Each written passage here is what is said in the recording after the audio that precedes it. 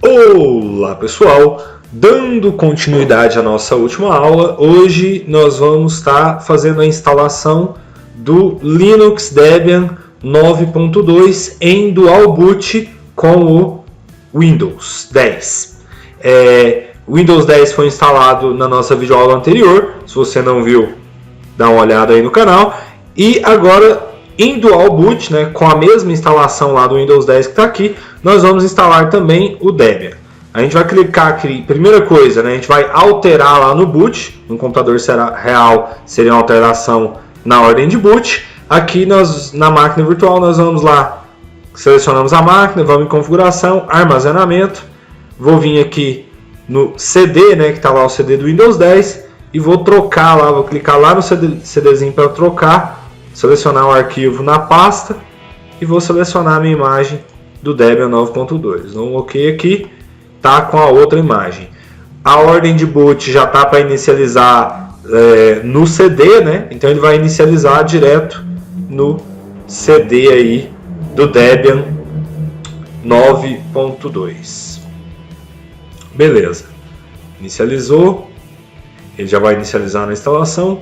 Bom, pessoal, a gente tem aqui a opção da instalação com gráfico e a instalação simples. Eu prefiro a instalação sem gráfico, a instalação simples. Só um instantinho.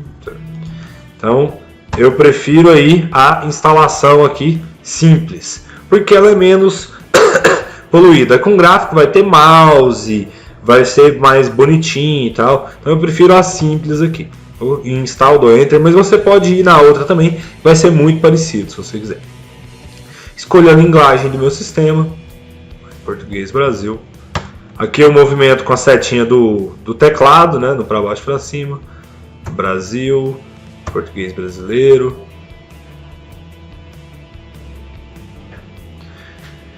Ele vai se organizar aí. Deixa eu só fechar isso aqui.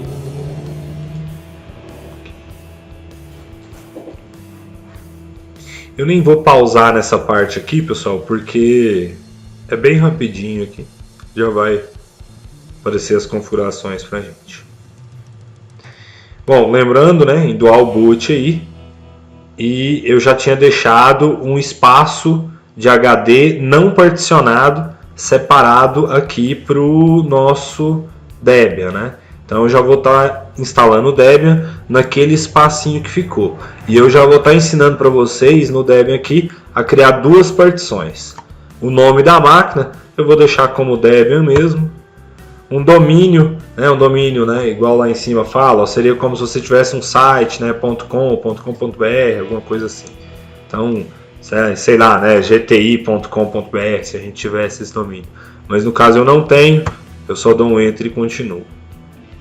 A senha do root, lembrando que lá no Linux, toda vez que você for fazer alterações no sistema, instalação de programa ou coisa do tipo, você vai precisar estar logado como superusuário, vai precisar de ter essa permissão, né, o sudo, né, que está inclusive escrito ali. Você vai logar com esse comando sudo. E essa senha de root é a senha que você vai utilizar para logar como sudo, né? Então, ou seja, é a senha para que você consiga fazer configuração, instalação e etc. no seu sistema Linux.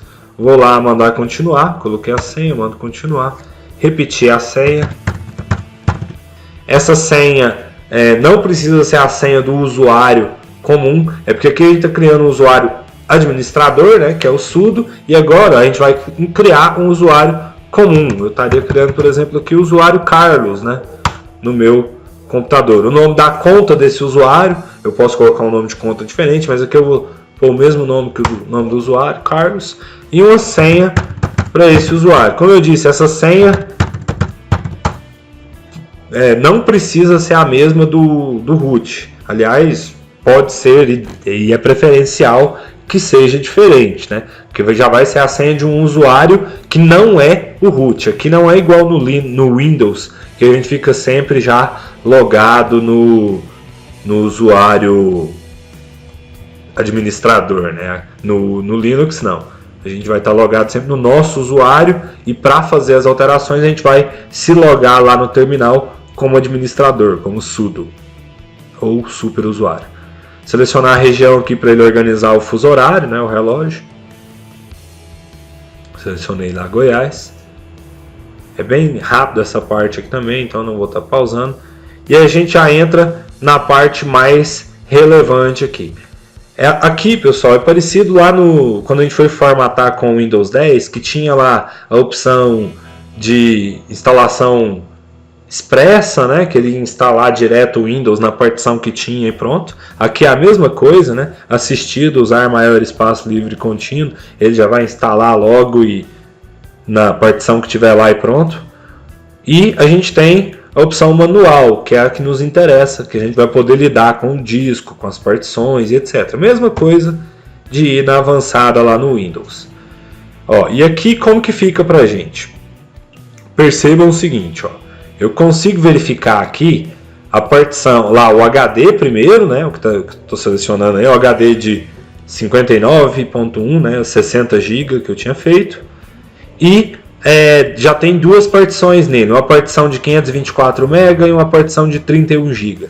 Essa primeira partição é aquela automática do Windows, que a gente tinha feito lá na hora de formatar no Windows. E essa segunda é a partição que a gente utilizou pro Windows. Repare que ambas estão lá em NTFS. E depois aqui nós temos, ó, espaço livre, que foi aquele espaço não particionado que a gente havia deixado na hora da instalação lá do Windows. A gente vai utilizar esse espaço aqui, pessoal. E eu vou mostrar como que a gente utiliza já no Linux duas partições também, igual eu tinha mostrado para vocês lá no Windows, em sala, como que a gente utilizaria duas partições, né? Uma para sistema e uma para os arquivos, né? Para os vídeos, fotos, imagens, etc, etc. Seus arquivos pessoais, como um todo. Principalmente no caso do Linux aqui, a gente separa como o diretório raiz, né, a pasta barra, um HD, então, uma partição vai ser a partição no ponto de montagem barra, e a outra partição, né, vai ser no ponto de montagem barra home, que vai ser onde fica as pastas de usuário, né, e os seus arquivos pessoais. Então vamos criar aqui nesse espaço. Eu vou criar uma, então, a barra onde vai ficar o sistema de 15 GB e deixar o restante aí para os arquivos pessoais. Criar uma nova partição. Aí o tamanho, né? Então eu vou criar essa primeira de 15 GB. 15. Ops. Voltou aqui porque o Nunlook estava desligado. Então vou fazer essa primeira de 15 GB. 15. Mando Enter aqui para continuar. Ela vai ser primária, que ela vai ser a partição onde eu vou colocar o barra, né, no início da partição. E ó, percebam que ela já colocou lá para mim ponto de montagem e tal barra. Se não tivesse o que eu quisesse, eu clicaria aqui e percebam que ele já me disponibiliza vários outros pontos de montagem. Mas, né, eu vou utilizar o barra mesmo, que é o que eu quero. Vai ser a partição principal, onde eu vou instalar meu sistema. Vou lá embaixo em finalizar a configuração, dou Enter. Beleza. Ó, percebam que ele já colocou ela lá como xt4. E sobrou um espaço livre aí de 12 GB, que é onde eu vou colocar a outra partição. Criar uma nova partição do espaço restante, os 12 GB, continua. Essa pode ser lógica. E percebam, ó, que ele já colocou também barra home, que essa é a combinação mais comum. Mas só para mostrar para vocês, tem barra boot, barra temp, tem outras pastas que você pode criar em partição separada. Todas essas barras aqui são pastas do sistema Linux, que tem funções específicas, e você pode criar ela em partições separadas, colocar essas partições em outros discos e etc, para estar fazendo backup de uma partição específico. Tem várias funções aí de poder utilizar cada pasta dessa numa partição diferente. Mas a gente vai focar aqui na diretório pessoal dos usuários, que é a barra home. Então já tem aqui até uma especificaçãozinha do para que serve cada uma delas. Mas enfim, a gente vai utilizar esses dois pontos de montagem. O barra como sendo, em uma analogia ao Windows, a partição C2 pontos, e o barra home como sendo o nosso D2 pontos aí, a pasta do usuário. Vou mandar finalizar. Tá aí então as duas. Quando eu mandar finalizar o particionamento e escrever as mudanças no disco, ele já vai instalar o sistema na partição que ficou com o ponto de montagem barra. Ele já entende isso, que aquela ali é do sistema. E ele pergunta aqui agora, ó, sobre uma área de swap. Esse swap, pessoal, é igual aquela partiçãozinha de 500 MB que o Windows cria lá. Mas aqui no Linux, você vai criar essa swap quando for necessário, quando a sua memória RAM não for o bastante. Aqui nesse caso, a memória RAM aqui é mais do que o bastante, eu não quero mesmo criar uma partição de swap, mas enfim, cada caso é um caso. Se você quiser, você vai dar sim e vai criar uma partiçãozinha lá de 500 MB com o ponto de montagem barra swap. Mas no meu caso aqui não, então eu não vou voltar ao menu de particionamento, porque eu quero continuar assim mesmo. Aí ele está falando, ó, que as alterações vão ser feitas, vão ser criadas essas duas partições ali, que foi a partição barra e a barra home. Quero sim. Ele vai escrever essas alterações e vai instalar o sistema. Aqui é a parte que vai instalar todo o sistema aí, etc. Que eu vou dar uma pausadinha aí e volto assim que tiver que ter alguma outra interação com a instalação. Mas já adianto aí que essa é bem mais rápida que a do Windows. Vocês vão perceber aí no momento que vocês forem instalar. Vou dar uma pausadinha aqui e já volto, pessoal. Ó, beleza. Então, ele está perguntando aqui se eu quero ler outro disco para acrescentar aí links no meu repositório. Eu vou dizer que não. Ele vai perguntar se eu quero um espelho de rede. A gente não vai precisar de um espelho de rede também. E ele vai continuar aqui. Vou dar mais uma pausadinha agora. Continuar. Beleza. Agora ele está me perguntando aqui se eu quero participar do concurso de utilização de pacotes. Também não. E agora ele me pergunta aqui, ó, o que eu quero instalar. E ele já vem sempre selecionado o ambiente na área de trabalho do Debian, nesse caso aqui, né, que é uma versão desktop, uma versão que tem ambiente gráfico, etc., uma versão servidor.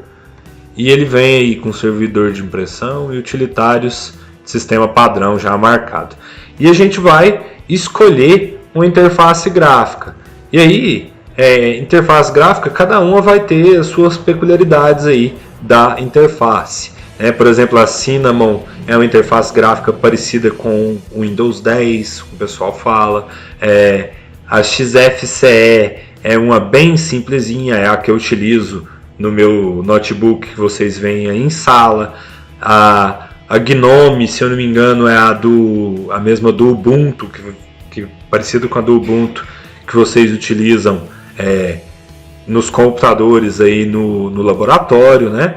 Enfim, no caso aqui, eu vou colocar uma mais levinha, que é a XFCE mesmo, e vou mandar lá continuar. Só para especificar, pessoal, eu estou marcando eles aqui com a barra de espaço, eu marco ou desmarco, está escrito lá embaixo. E eu mudo de lugar, tipo, eu mando lá para o continuar apertando a tecla Tab. Quando eu mudo de opções aqui, sim, não, muitas vezes eu estou apertando o Tab aqui, ó. Beleza, vou lá no continuar, dou um Enter. E agora ele vai instalar já o meu sistema. E provavelmente aqui, se eu não me engano, o próximo passo agora já vai ser finalizar a instalação. Então vou dar uma pausadinha aqui, esperar a próxima interação. Beleza, então ó, agora ele está me perguntando aqui se eu quero instalar o carregador de inicialização Grub no registro mestre de inicialização. O que isso significa? Basicamente esse Grub é um inicializador, é o que vai aparecer quando der o boot no meu HD lá, em vez dele entrar ou no Windows ou no Linux, ele vai aparecer uma telinha me perguntando qual dos dois que eu quero inicializar. Então, essa aqui é que é a parte importante aqui, eu preciso dar um sim aqui na instalação final, para que eu consiga acessar os meus dois sistemas. Está perguntando em qual disco, né? É esse de baixo aqui, ó, é /dev/sda, é o HD que está com o sistema instalado. Ele vai fazer essa instalação. Nem vou pausar aqui, porque aqui eu acredito que vai ser bem rapidinho. E já vai estar finalizando aí a minha formatação. Finalizando a instalação. Instalação completa. Vai reiniciar. Um OK aqui. Já vai dar uma reiniciada aí. Reiniciou. Ele reiniciou e entrou direto, né, no Groove, e eu deixei quieto aqui, ele já entrou no Linux. Vou mostrar aqui o Linux para vocês, depois eu vou reiniciar e mostrar direitinho lá o Groove. O Groove é o inicializador que eu falei para vocês.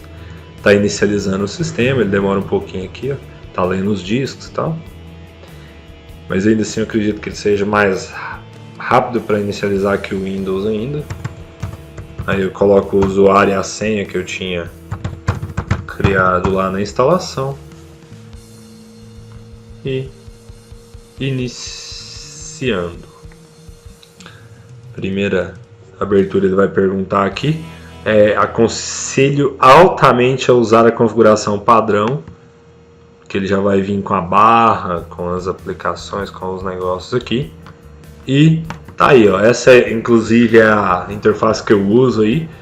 Na sala de aula vocês já devem ter me visto usando ela, um pouquinho personalizada, mas bem parecido com isso daqui. E aqui está o nosso Linux instalado.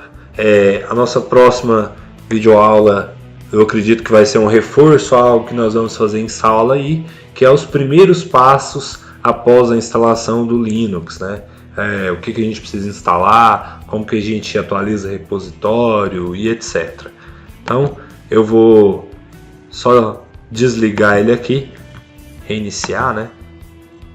Para vocês verem no início aqui o Groove que eu falei. Ó, mexi aqui para ele não entrar sozinho.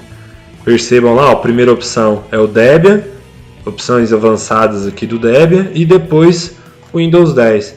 Se eu clicar aqui em Windows 10, eu já reiniciei ele, ó, e já liguei no outro sistema. Então, percebam aí, funcionando perfeitamente o Dual Boot. Se eu desligar o computador novamente, quando eu fosse ligar de novo, ia aparecer lá novamente. Eu poderia inicializar aí meu Linux ou o meu Windows.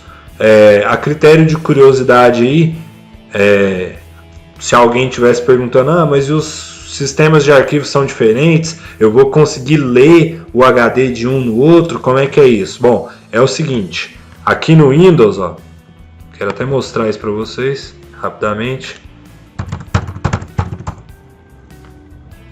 Aqui no meu Windows, vocês vão perceber que eu só vou encontrar as partições NTFS, ou seja, as partições do Windows. Agora, lá no Linux, pessoal, vocês vão encontrar as duas partições do Linux, a partição barra, onde está o sistema, e a partição barra home, e vocês vão encontrar também lá a partição, o HD aqui do Windows. Então vocês vão conseguir abrir os arquivos, mexer nos arquivos aqui do nosso Windows. Enquanto no Windows, ó, ele só encontra o disco local C, né, que é a única partição NTFS que eu tenho aqui nesse Windows. Se eu tivesse mais de uma partição NTFS, ele encontraria, né, o C e o D. Mas, enfim, ele só tem C aqui porque na hora de formatar a gente criou uma só. Mas enfim, é isso, pessoal. Até a próxima aula e falou!